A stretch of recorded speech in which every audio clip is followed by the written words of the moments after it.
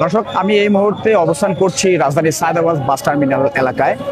হুজুরবাড়ির gate নামে একটি রাস্তা রয়েছে, ঠিক এখানেই বড় বাসগুলো যাত্রী নেওয়ার জন্য মূলত এখানে পার্কিং করে এবং অবৈধ যে কাউন্টারগুলো আছে এগুলো ডিএমপি পুলিশ এবং সিটি কর্পোরেশন মিলে উচ্ছেদ অভিযান পরিচালনা করবে। রাজধানীর যানজটের অন্যতম প্রধান কারণ হয়ে দাঁড়িয়েছে অবৈধ বাস টিকিট কাউন্টার। বিশেষ করে গোলাপবাগ থেকে সায়দাবাদ জনপদের মোড় পর্যন্ত এসব কাউন্টারের কারণে দীর্ঘদিন ধরে তীব্র যানজট সৃষ্টি হয়ে আসছে।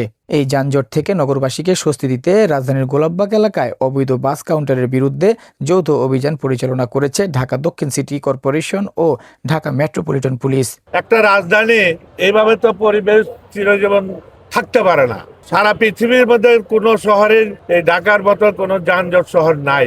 এই জন্য আমাদের সরকার সিদ্ধান্ত নিয়েছে ঢাকা শহর যানজট মুক্ত থাকবে। টার্মিনালের পাশে আলাদা কাউন্টারের কোনো প্রয়োজন নেই, এমনটাই দাবি সংশ্লিষ্টদের। তাদের মতে এসব কাউন্টারের কারণে রাস্তায় গাড়ি চলাচল প্রায় বন্ধ হয়ে যায়, সৃষ্টি হয় তীব্র যানজট। এতে ক্ষতিগ্রস্ত হচ্ছেন বড় বড় পরিবহন মালিক ও ব্যবসায়ীরা। টার্মিনালের বাইরে কাউন্টার থাকার কারণে পুরো সড়ক অচল হয়ে যায়। অভিযানের ফলে প্রায় 2.5 লাখ শ্রমিক বেকার হয়ে পড়েছেন বলে অভিযোগ কাউন্টার সংশ্লিষ্টদের। তারা দ্রুত বিকল্প কর্মসংস্থানের ব্যবস্থা করার দাবি জানিয়েছেন। আমাদের কোনো কর্মসংস্থান নাই, তাহলে আমরা কি করে খাবো? আমরা তো শ্রমিক, 20,000 শ্রমিকের উপরে তো সায়দাবাদ। এই শ্রমিকগুলো কই যাইবে আজকে? আমরা বউ বাচ্চা নিয়ে একদম থাকবো, আমরা এই বাসা ভাড়া কেমনে দেবো? গুলি করুন, কি করুন তখন? আমরা পেটে ভাত থাকতে হইব তো। এই 2.5 লাখ শ্রমিক কি করবো? হ্যাঁ, কাউন্টার তালা দেয়ায় ক্ষোভ প্রকাশ করেছেন জমির মালিকরা। আমরা হচ্ছে ল্যান্ডের মালিক, জায়গার মালিক, ঠিক আছে? এটা আমাদের 100 বছরের পুরানো বাড়িঘর আমাদের, ঠিক আছে? আমরা কোনো অবৈধ ব্যবসা করি না। আমি সরকারকে ট্যাক্স দেই। এখন দলিলে কোনো কিছু লেখা নেই যে আপনি আপনার বাসায় আপনি কাউন্টার ভাড়া দিতে পারবেন না। এটা কোনো দলিলে আছে, কোন জায়গা সম্পত্তিতে লেখা আছে? নাই, ঠিক না? ওইটা যদি লেখা থাকতো তাহলে নাই, এটা কোনো অবৈধ না। কাউন্টার ব্যবসা আমরা ছোট থেকে করে আসছি, আমরা দিয়ে আসছি।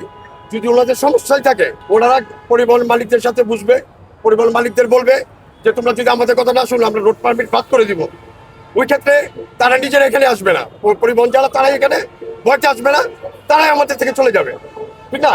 আর স্যারদের কথা যেটা হোক, আমরা তো স্যারকে রেসপেক্ট করছি। স্যার বলছে কালকে বন্ধ করতে, আমরা অলরেডি বন্ধ ছিল।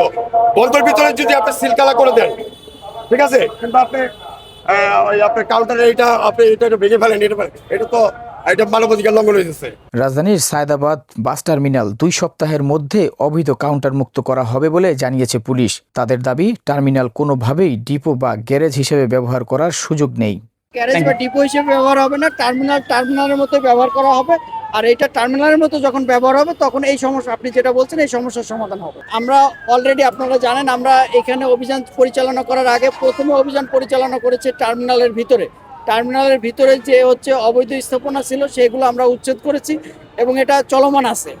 রাস্তায় কাউন্টার থাকলে জনগণের ভোগান্তি বাড়ে। টার্মিনাল ছাড়া যাত্রী ওঠানামার কোনো সুযোগ নেই বলেও জানান ম্যাজিস্ট্রেট। সরকারের স্পিরিটটা হচ্ছে জনগণের দুর্ভোগ লাঘব করা, রাস্তায় ট্রাফিক জ্যাম কমানো। শহরে রাস্তার মধ্যে কাউন্টার রেখে বাস থামিয়ে রাস্তায় ব্লকেট তৈরি করে যাত্রী ওঠানামা করলে জনগণের ভোগান্তি হয়, রাস্তায় ট্রাফিক জ্যাম হয়। সিম্পল বিষয়। তো সেটাই আমরা চাচ্ছি যে রাস্তায় ট্রাফিক উঠানো যাবে না, যাত্রী ওঠানামা করা যাবে না। যাত্রী ওঠানামা করতে হবে সংশ্লিষ্ট বাস টার্মিনাল থেকে। বাস টার্মিনাল থেকে যাত্রী উঠাবে সকল কাউন্টার, তাদের জন্য জায়গা দেওয়া আছে।